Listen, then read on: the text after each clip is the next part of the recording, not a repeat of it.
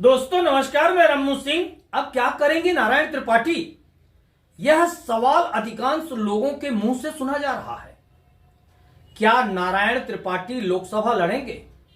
अगर लोकसभा लड़ेंगे तो किस दल से लड़ेंगे?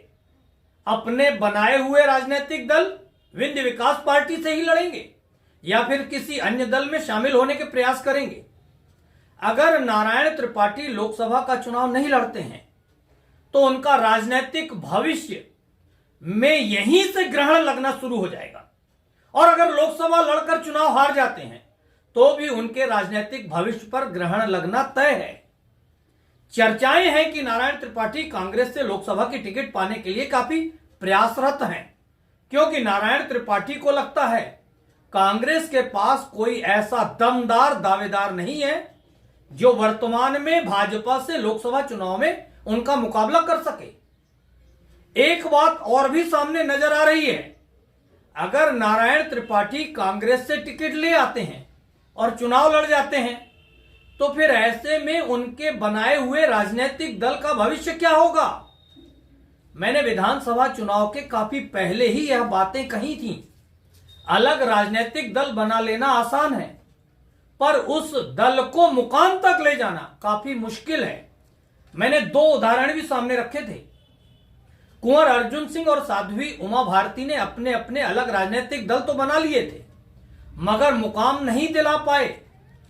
यह दोनों दिग्गज नेता माने जाते हैं, जबकि नारायण त्रिपाठी का न वह कद रहा, ना ही वह उस मंजिल तक पहुंच पाए हैं। सतना लोकसभा के परिणामों पर अगर नजर डालें तो सतना से पहले लोकसभा का चुनाव ब्राह्मण ने जीता था। उसके बाद फिर कभी किसी भी चुनाव में ब्राह्मण प्रत्याशी अपनी जीत नहीं दर्ज कर पाए हैं। कारण तो बहुत हैं, मगर इसका सबसे बड़ा कारण खुद ब्राह्मण समाज को खोजना होगा।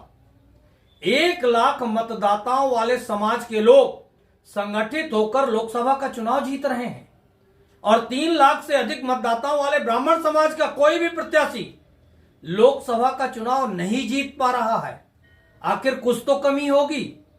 अब लोग तर्क देंगे, भाजपा और कांग्रेस जैसे दल ब्राह्मण वर्ग के प्रत्याशी को टिकट ही नहीं देते, तो फिर जहां निर्दलीय प्रत्याशी चुनाव जीत जाते हैं वहां कैसे इतना बड़ा चुनाव जीतते हैं? यह हमें चुनाव जीतने के लिए पहले अपने को उस लायक बनाना होगा, उस स्तर की तैयारी करना होगा।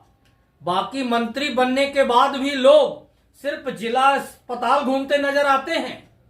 जब नजरिया ही नहीं होगा, कोई लक्ष्य ही नहीं निर्धारित होगा, जब सोच ही नहीं होगी, तब कितना भी बड़ा पद मिल जाए हम वापस कुछ दिनों बाद वही मिलेंगे जहां से चले थे। क्या नारायण त्रिपाठी का राजनीतिक भविष्य समापन की ओर है, ऐसा मान लिया जाए? इस विषय पर आप क्या सोचते हैं? कमेंट्स बॉक्स पर लिखकर बताएं। बहुत बहुत धन्यवाद दोस्तों।